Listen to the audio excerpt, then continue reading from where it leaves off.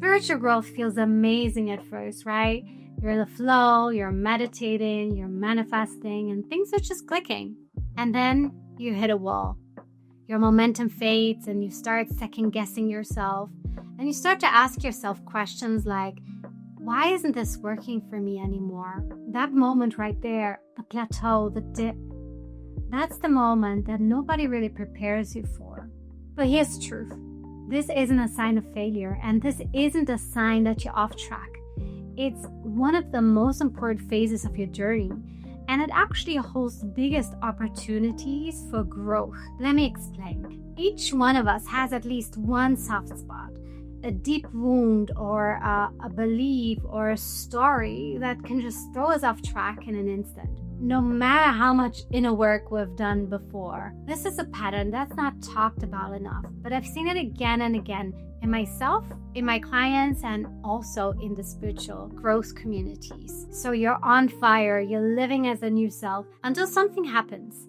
A core wound or a soft spot comes to the surface, and it creates a hole in the ship that you are on. But you just keep yourself afloat somehow, and you tell yourself, I just need to push harder.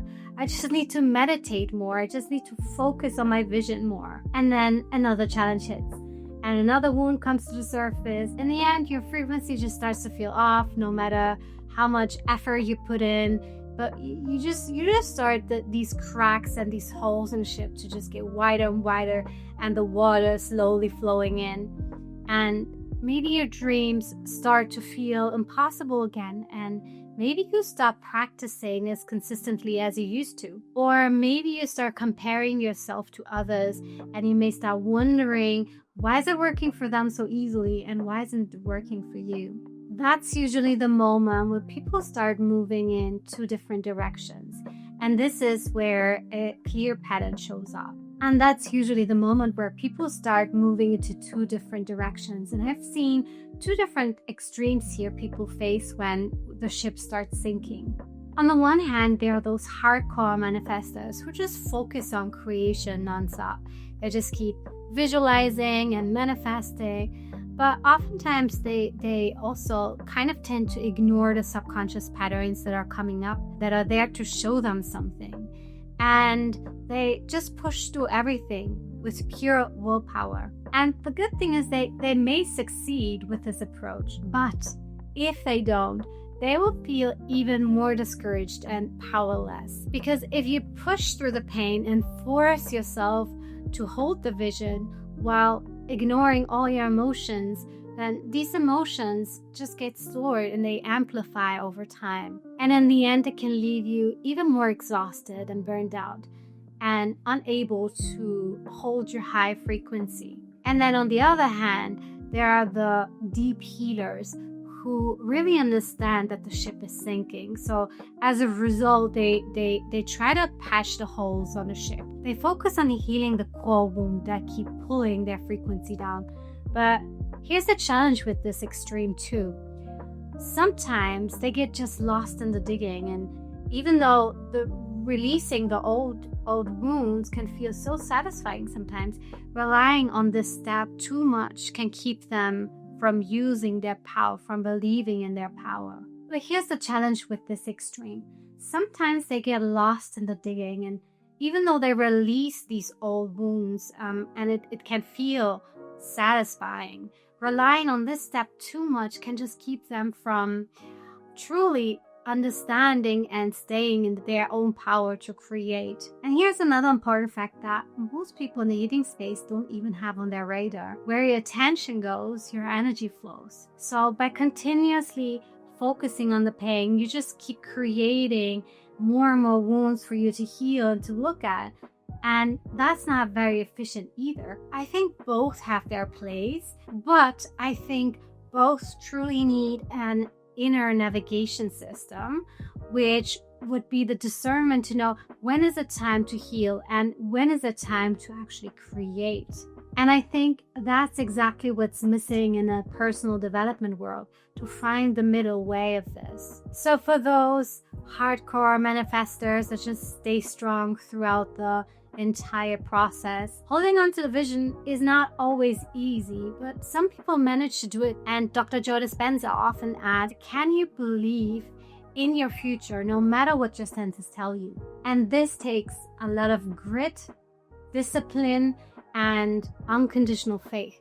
And the truth is, most people lose focus when their subconscious beliefs just starts coming up to the surface. And I don't think that's failure. I think that's very useful feedback.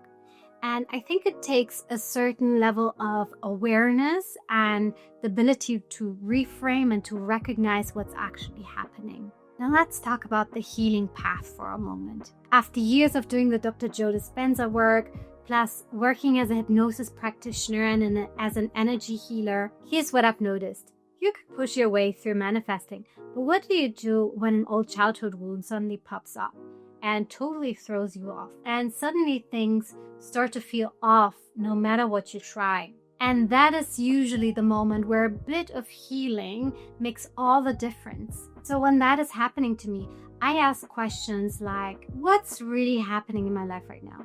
And what's going on underneath that? Are there any subconscious beliefs popping up that are blocking me right now? And if I zoom out into a wider perspective, where in my creation process am I? Am I hitting an upper limit, or is this some self-sabotage kicking in because my nervous system just feels so much safer in the familiar? So I really think these would be the important things to really heal, because these beliefs act like dominoes. Once you start to clear that root belief, it's like knocking over the first domino, and everything else starts to shift and reorganize itself without having to push this hard.